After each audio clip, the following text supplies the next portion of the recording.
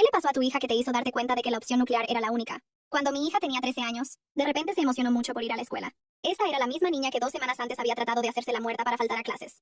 Así que naturalmente, le pregunté por qué el cambio. Oh, ahora tengo al señor Martínez para historia todos los días. Su clase es súper divertida. Sonreí, contenta de que finalmente no odiara la escuela. No pensé mucho en ello otra vez hasta una semana después, cuando Sofía empezó a poner su alarma 30 minutos antes, solo para elegir el atuendo perfecto para la escuela. No es que Sofía nunca se preocupara por su apariencia, pero siempre estaba bien con solo ponerse la primera cosa limpia. Recuerdo preguntarle si estaba tratando de impresionar a un chico que le gustaba, y su cara se puso totalmente roja. «No digas eso. ¡Mamá!», gritó. Ahí fue cuando me volví verdaderamente sospechosa. Empecé a observar sus cambios de humor adolescentes normales más cuidadosamente, y me di cuenta de que siempre estaban relacionados con el señor Martínez. Ella nunca lo admitiría, pero noté cosas como si el señor Martínez elogiaba su proyecto. Flotaría por la casa durante horas. Pero si el señor Martínez no la reconocía mucho ese día, apenas hablaría y picotearía su plato durante la cena. Ahí fue cuando la puse a prueba de manera sutil. Estaba pensando en cambiarte de la clase del señor Martínez. Creo que sería bueno para... «No puedes hacer eso», gritó antes de que pudiera terminar mis palabras. La miré en blanco. «¿Pero por qué no?», pregunté. Silencio. Silencio ensordecedor. No dijo ni una palabra. Solo se levantó y se dirigió directamente a su habitación, sacando su teléfono para enviar mensajes a alguien antes de llegar a las escaleras. Esa era Sofía, mi niña que solo 2 meses antes no se preocupaba por una sola cosa relacionada con la escuela. Siempre había sido extremadamente abierta sobre todo, también. Así que esto era un gran problema. Esa noche, me escabullí a su habitación y busqué en su teléfono. Sé que esto fue una gran violación de la privacidad, pero realmente sentí que no tenía otra opción. Tenía un presentimiento de que estaba en peligro. Revisé cada aplicación de mensajería que pude encontrar, buscando cualquier cosa relacionada con el señor Martínez, y ahí fue cuando lo encontré. Un hilo de correos electrónicos en un email de respaldo que había hecho aparentemente específicamente para comunicarse con él. El último email de él decía: «No puedo esperar a verte durante mi periodo libre mañana». Mis manos empezaron a temblar mientras abría el hilo, y lo que leí me hizo querer vomitar. El señor Martínez le estaba diciendo a mi hija de 13 años que era madura para su edad y especial, y que su conexión trascendía las relaciones normales estudiante-maestro. Le enviaba fotos de regalos que le daría, y ella le decía que los estaba escondiendo en su mochila. Fui silenciosamente a revisar su mochila tan pronto como lo leí, y ahí fue cuando lo vi. Maquillaje profesional caro, atuendos maduros, medias, todos como regalos del señor Martínez. Quería vomitar. ¿Qué haces cuando te das cuenta de que tu hija está siendo manipulada? Lo primero que hice fue tomar fotos de todo con mi propio teléfono mientras trataba de no gritar. Mi primer instinto fue decirle a la escuela, decirle a la policía, decirle a alguien, pero sabía que no podía. Porque el señor Martínez no era solo cualquier maestro regular. Los padres del señor Martínez habían donado mucho a la escuela. Su hermano era el jefe de policía que acababa de hablar en nuestra reunión de padres sobre proteger a los niños. Su esposa estaba en la junta escolar. Si iba a las autoridades, probablemente no me tomarían en serio. Tal vez incluso me destruirían. Y entonces, hice la única cosa que se me ocurrió. Empecé a documentar todo mientras fingía que todo era normal. Comencé a hacer voluntariado en la escuela sin que Sofía lo supiera, y observé cómo interactuaba con ella. Tomé fotos de los regalos y respaldé los correos electrónicos en diferentes nubes. Empecé a ver documentales con Sofía sobre consentimiento, y hablando sobre noticias donde maestros lastimaron estudiantes. Podía ver la rueda del hámster en su cabeza girando mientras veíamos estos. A menudo se excusaba a mitad de camino, se inquietaba nerviosamente, se mordía las uñas. Finalmente se estaba dando cuenta de la verdad de lo que estaba pasando. Desafortunadamente, este progreso fue interrumpido por lo que ahora es el peor día de mi vida, martes. Sofía llegó a casa de la escuela temprano diciendo: «Lo vi, mamá», dijo. «Lo vi hacer con otra niña exactamente lo que hizo conmigo». Respiró profundo, como si la verdad aún doliera al salir. En el recreo, el señor Martínez le habló exactamente de la misma manera, las mismas palabras. «Eres especial, diferente de las otras. Me encanta hablar contigo». Dijo esto mirándola a los ojos. Tocó su hombro, como lo hizo conmigo. Mi boca se secó. «Y la peor parte», continuó, su voz quebrándose, «es que me miró después, como si nada hubiera pasado, como si fuera invisible, como si todo lo que dijo fuera solo ensayo». Mi corazón se apretó. Yo sabía. En el fondo, siempre lo supe. Pero escucharlo de la boca de mi hija, ver su cara implosionar, fue como recibir un golpe en el estómago. «Sofía, no tienes la culpa de nada». «Nada de esto es tu culpa, ¿está bien?», dije, tomando sus manos. «Pensé que se preocupaba por mi mamá», dijo. «Pensé que era importante, que realmente me veía». Cerró los ojos fuertemente, como si tratara de borrar los últimos meses de la memoria. Dijo que quería conocerme hoy después de clase, que tenía un regalo especial para mí. No sabía qué hacer, no iba a ir, pero ahora veo, me mintió todo el tiempo. Me congelé. Esto ya no era una suposición. No eran solo mensajes sospechosos o cambios de comportamiento. Era confirmación directa. Estaba tratando de aislar a mi hija, usar regalos, palabras y promesas para preparar algo que ella, inocente como era, aún no había nombrado. Pero yo sabía el nombre, y era asqueroso. Abracé a mi hija fuertemente, tragando el grito que amenazaba con escapar de mi garganta. Ella tembló, pero ya no lloró. Parecía vacía. «Ya no pasarás por esto sola», le susurré al oído. «Te lo prometo. Cuidaré de ti. Y él nunca se acercará otra vez. Nunca más». Asintió, sin decir nada, y se durmió ahí mismo, exhausta. La cubrí con una manta. Me levanté y cerré la puerta de la sala. Sabía que desde ese momento, mi vida sería diferente. No podía esperar más. O confiar en protocolos. Necesitaba actuar. Ahora. Pero para actuar, necesitaba pruebas. Y el siguiente paso sería aún más difícil. Esa noche, cuando Sofía finalmente se durmió, me senté en la oscuridad por largos minutos, mirando a la nada. Mi corazón estaba inquieto. Sabía que no podía simplemente dormir y fingir que todo esto pasaría con una conversación o bloqueando su teléfono. Esta no era una pelea adolescente. Era serio. Demasiado serio. Y necesitaba pruebas. Necesitaba mostrar, claramente, quién era él realmente. Incluso para ella. Fui a la habitación de Sofía, respiré profundo y cuidadosamente tomé su teléfono. Sabía la contraseña. Nunca necesité usarla sin permiso. Pero ahí, eso era más que permitido. Era necesario. Abrí la aplicación de mensajería y fui directamente al historial con el señor Martínez. Los últimos mensajes estaban ahí, intactos. Él la llamaba mi niña inteligente. Dijo que tenía un brillo diferente, que la forma en que veía el mundo era única para alguien tan joven. Las palabras parecían gentiles a primera vista, casi como aliento común, pero no lo eran. No cuando se añadían al contexto, no cuando sabía lo que él estaba haciendo. Respondí cuidadosamente, fingiendo ser ella. Hola, dijiste que tenías un regalo especial. ¿Qué es? Su respuesta llegó en segundos, como si estuviera esperando. Te va a encantar. Lo elegí con cuidado, pero solo te lo mostraré si prometes no decirle a nadie. Es solo nuestro, ¿está bien? Tragué saliva con dificultad. Continué. ¿Dónde nos vamos a encontrar? Envió la dirección de un parque remoto, tarde en la tarde del día siguiente. Dijo que era más seguro ahí. Añadió un emoji guiñando. Y luego escribió. Trae esa bolsa negra que usaste la semana pasada. Te ves hermosa con ella. En ese momento, mi cuerpo se congeló. Esto no era solo una conversación inocente. No era solo un maestro cruzando límites con palabras. Él estaba planeando. Estaba confiado. Esta no era la primera vez que había hecho algo así. Se podía decir por la forma en que escribía. Como si supiera exactamente cómo manipular. Continué el diálogo, manteniendo la pose de una niña curiosa y ansiosa. Él comenzó a hablar más abiertamente. Dijo que había estado esperando este momento por mucho tiempo, que era difícil contenerse en las clases, y que ella necesitaba entender que su vínculo era demasiado especial para caber dentro de la escuela. Usó palabras como conexión verdadera, amistad secreta, libertad para ser quienes somos. Leí cada oración como si tuviera una cuchilla atravesando mi pecho. Tomé capturas de pantalla. Copié los mensajes. Guardé todo en más de un lugar. Todo mi cuerpo temblaba, pero sabía que necesitaba mantener el control. Él pensaba que estaba al mando, que nadie lo desafiaría jamás, que era intocable. Cerré la aplicación, dejé el teléfono en el sofá y puse mis manos en mi cabeza. Respiré profundo varias veces. Lloré silenciosamente, porque en ese instante realmente me golpeó. Si no hacía algo, nadie lo haría. ¿Podía ir a la escuela? Probablemente me silenciarían. Sus padres eran donadores a la institución. Su esposa era parte de la junta. Su hermano era el jefe de policía local. No era estúpida. Había visto historias similares antes. Y todas terminaban con la víctima siendo desacreditada y el depredador transferido a otra escuela con un historial limpio. Pero conmigo sería diferente. Si el sistema estaba podrido, entonces crearía el mío propio. Y en ese instante, abrí el navegador y escribí con dedos temblorosos. ¿Cómo reportar depredadores en línea sin involucrar autoridades locales?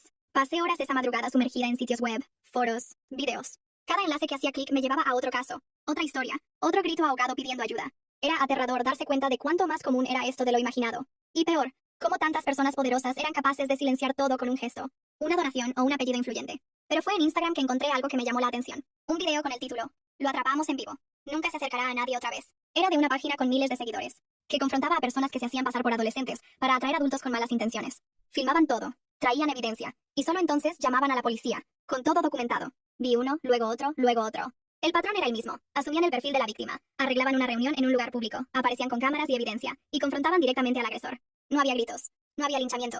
Era estrategia, control, exposición. Eso era exactamente lo que necesitaba. Contacté el perfil, sin esperar una respuesta inmediata. Expliqué todo, que era una madre, que ya tenía capturas de pantalla de los mensajes, la dirección de la reunión, hora, todo. Envié capturas de pantalla. Reporté la historia. Me aseguré de ser clara y objetiva. Terminé con una oración que dolía escribir, pero era verdad. Si no hago algo ahora, lo hará con otro niño. Tal vez peor. Tomó tiempo. Una hora. Tal vez dos. Y luego llegó la respuesta. Hemos leído todo. Es serio. Muy serio. Te vamos a ayudar. Mis ojos se llenaron de lágrimas. Esa vez de alivio. Me llamaron para una videollamada en ese mismo instante. Era un grupo de 4 personas, todas con voces firmes pero respetuosas. Explicaron cómo funcionaría. Tomarían la conversación con el señor Martínez, manteniendo el perfil de Sofía. Jugarían su juego hasta el momento correcto. Arreglaríamos la reunión en un parque concurrido, preferiblemente un sábado, donde habría testigos y seguridad natural. Todo sería grabado desde al menos 3 ángulos diferentes. Y al final, la policía sería llamada con todo listo. Evidencia, ubicación, hora, historia. Pero ¿qué si se va? ¿Qué si corre? Lo prevenimos. No somos violentos, pero no somos estúpidos tampoco. Tenemos práctica, sabemos cómo manejarlo. Y no necesitarás involucrarte. Solo dinos dónde te sentirás segura. Transmitían confianza, seriedad. Nada como esas páginas sensacionalistas que hacen escándalos para conseguir likes. Estas eran personas que querían prevenir que más niños fueran víctimas. Dije que estaría de acuerdo. Por supuesto que estuve de acuerdo. Pero la verdad es que por dentro estaba en pánico. El riesgo, la exposición, la tensión de que algo pudiera salir mal. Era un peso difícil de llevar. Pero luego miré el teléfono de Sofía, aún en la mesa, y recordé lo que leí en los mensajes. Todo lo que él había dicho. Cómo ella creyó que era especial. Ella era especial. No por él, sino por ser quien es. Por ser mi hija. Y nadie, tenía el derecho de jugar con eso. Pusimos la trampa para el sábado, 3 días después. El grupo me pidió que me mantuviera distante, observando desde lejos, para que Sofía no estuviera en riesgo y Martínez no notara nada extraño. Ellos se encargarían de todo. Esa noche, no dormí ni un minuto. Me senté junto a la cama de mi hija, y me quedé ahí, escuchando su respiración pacífica. Le arreglé los mechones de cabello, como lo hacía cuando era bebé. Y prometí silenciosamente. Él nunca te tocará otra vez, ni siquiera con palabras. Nunca más. El sábado amaneció con un silencio extraño. Sofía aún dormía, y yo había estado despierta por horas. Me duché. Me cambié de ropa y salí con alguna excusa. Dije que iba al mercado, que regresaría rápido. Ella lo creyó. No tenía forma de imaginar lo que estaba a punto de pasar. Llegué al parque media hora antes de la hora acordada. Me estacioné lejos, lo suficiente para no ser vista. El grupo ya estaba ahí, discretamente esparcidos. Uno de ellos estaba ajustando el trípode de una cámara escondida entre los arbustos. Otro estaba fingiendo tomar fotos del paisaje con su teléfono. El tercero estaba comiendo un sándwich en un banco de madera, usando lentes de sol, observando todo. Y el último estaba disfrazado como un adolescente común, usando su teléfono, fingiendo ser la Sofía que Martínez estaba a punto de conocer. Me posicioné detrás de un árbol, nerviosa, manos sudorosas, piernas temblorosas. Y entonces, él apareció. Por el sendero de grava, viniendo con un paso casi saltarín, ahí estaba. El señor Martínez. Camisa polo clara, jeans planchados, tenis nuevos. Hasta parecía feliz, relajado, como si esto fuera solo cualquier caminata, como si conocer a una estudiante fuera de la escuela fuera lo más normal del mundo. Se acercó al joven disfrazado, que continuó mirando su teléfono. Hola, dijo con la voz que ya reconocía desde lejos. Fue en ese instante que el grupo se movió. 3 de ellos rodearon a Martínez en silencio, como cerrando una trampa con perfección. El que tenía la cámara se acercó desde atrás, ya grabando todo. Señor Martínez, dijo uno de ellos firmemente. Sabemos por qué está aquí. Se detuvo, sin entender. Miró alrededor, confundido. Disculpe, ¿quiénes son ustedes? Somos personas que protegen niños, y tenemos todo lo que escribió a una niña de 13 años pensando que estaría aquí hoy. En ese momento, se puso pálido. Esto es un malentendido, murmuró. No hice nada, esto es una trampa. Entonces, ¿por qué arregló esa reunión? Le disparó el otro. ¿Por qué trajo este regalo? Y señaló la bolsa en su mano. Martínez comenzó a sudar. Trató de reír, disimular, decir que era una broma, que todo fue malinterpretado. Pero continuaron hablando, mostrando las capturas de pantalla, leyendo extractos de los mensajes, frases que él había escrito, palabras que usó para manipular. Comenzó a retroceder, a caminar hacia atrás. Voy a llamar a un abogado. Esto es ilegal. No pueden.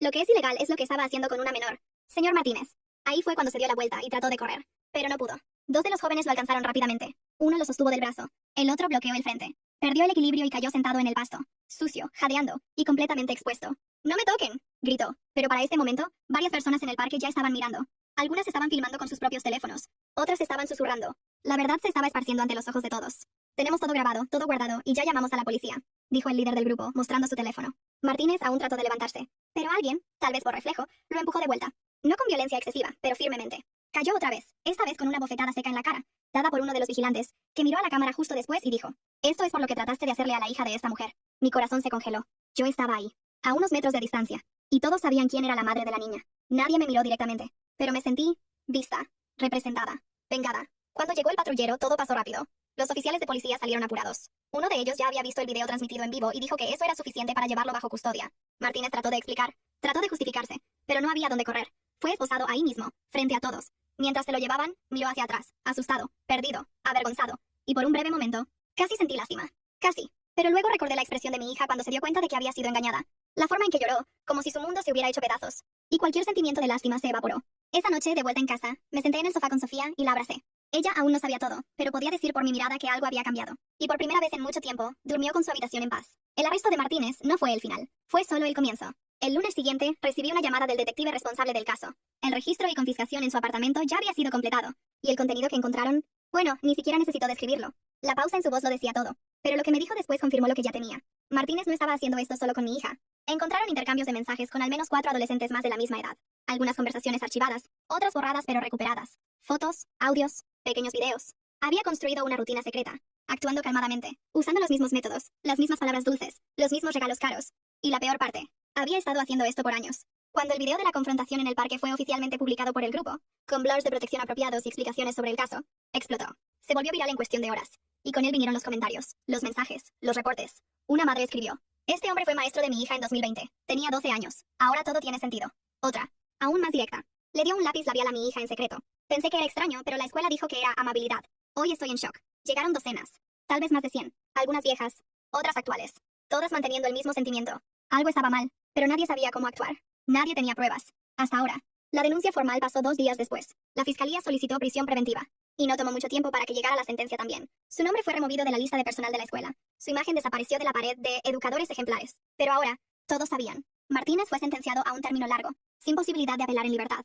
El video, las capturas de pantalla, los reportes, todo se sumó a un proceso sólido, irrefutable. Mientras tanto, Sofía cambió. Al principio, el trauma aún la visitaba en largos silencios y pesadillas esporádicas. Pero con el apoyo psicológico que buscamos, comenzó a entender que no tenía la culpa de nada. Que fue manipulada por alguien que usó su posición para esconderse. Y que su valor, contándome todo, se salvó no solo a sí misma, sino a otras niñas también. Recuperó la confianza gradualmente. Volvió a dibujar, volvió a hablar con entusiasmo. Y un día me dijo una oración que me rompió por dentro. Mamá, creo que quiero usar lo que me pasó para ayudar a otras niñas, para que no se sientan tontas como me sentí yo. La abracé tan fuerte que me quedé sin aire. Ya no era solo mi hija. Era una sobreviviente. Una voz. Una luz para otras que podrían estar aún en la oscuridad. Hoy en día, ambas somos invitadas a círculos de conversación en escuelas. No para decir nombres o exponer detalles, sino para enseñar, para alertar, Para recordar a la gente que el peligro a veces usa corbata, dice buenos días en el pasillo y finge enseñar. La comunidad cambió también. La escuela implementó nuevos protocolos. Los maestros comenzaron a ser más supervisados. Los padres empezaron a prestar más atención. Y más importante, los niños comenzaron a ser escuchados. De verdad. Y aún con las cicatrices, aún con todo lo que pudo haber sido evitado. Hoy puedo decir, con el pecho firme, ganamos. ¿Y Martínez? Nunca tendrá la oportunidad de engañar a nadie otra vez. No con todo el mundo mirando. A veces me encuentro sentada en el porche, mirando el cielo de la tarde, y recordando todo lo que pasó como si fuera una pesadilla sin resolver. Pero luego Sofía aparece riéndose con algún libro en sus manos, o me llama para ver una ilustración que dibujó ella misma, y recuerdo, no fue una pesadilla, fue real. Y aún así, sobrevivimos, pero nadie salió igual. Sofía, por ejemplo, es una niña diferente ahora. Sigue siendo dulce, pero no ingenua.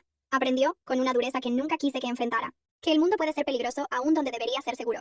Pero también descubrió algo más, que es fuerte, que su voz importa, y que cuando es escuchada, puede cambiar las vidas de otras personas. Aún va a terapia. No porque esté rota, sino porque sabe que cuidar la mente es tan importante como cuidar el cuerpo. A veces, en algunas noches más tranquilas, aún se inquieta, se revuelve en la cama. Pero son cada vez más raras. Y hoy, me mira a los ojos con firmeza. Sabe lo que quiere. Sabe que merece respeto. Y no acepta menos que eso. Se inscribió en un grupo de apoyo para niñas que pasaron por experiencias similares. Ha estado dando charlas en escuelas, aún a su corta edad. Y me dijo el otro día, mamá, nunca más pensaré que quedarse callada es más fácil. Eso vale más que cualquier diploma. ¿Yo? Bueno, yo cambié también. Nunca fui del tipo combativo. Siempre fui más del tipo que resuelve las cosas a través del diálogo, la paciencia. Pero cuando se trata de proteger a un niño, descubres fuerzas que no sabías que tenías. Hoy, soy activa en campañas educativas. Ayudo a otros padres a identificar señales tempranas de manipulación y abuso. Y sobre todo, soy una madre que aprendió a escuchar. Con mis ojos, con mi corazón. Por mucho tiempo, me culpé por no notar antes. Pero hoy, entiendo que la culpa no construye. La vigilancia sí. Y el amor atento salva. El señor Martínez, bueno, su nombre se volvió sinónimo de advertencia. Cumple su sentencia en régimen cerrado, sin pronóstico de reducción. Los abogados intentaron todo, pero la evidencia era abrumadora. Además de nuestro caso, otras 4 familias formalizaron denuncias. Una de ellas reveló que habían tratado de advertir a la escuela años atrás, pero fueron ignorados. Ahora, todo salió a la luz. La última noticia que tuve de él fue durante el juicio final, cuando trató de hacer un discurso diciendo que fue malentendido. El fiscal simplemente respondió, fue entendido perfectamente, por eso está aquí. Y ahí terminó la carrera, reputación y disfraz que había usado por tanto tiempo. Los vigilantes, bueno, continúan con su trabajo. El video del caso de Sofía fue el que más se viralizó en su perfil hasta la fecha. Millones de visualizaciones, invitaciones a entrevistas.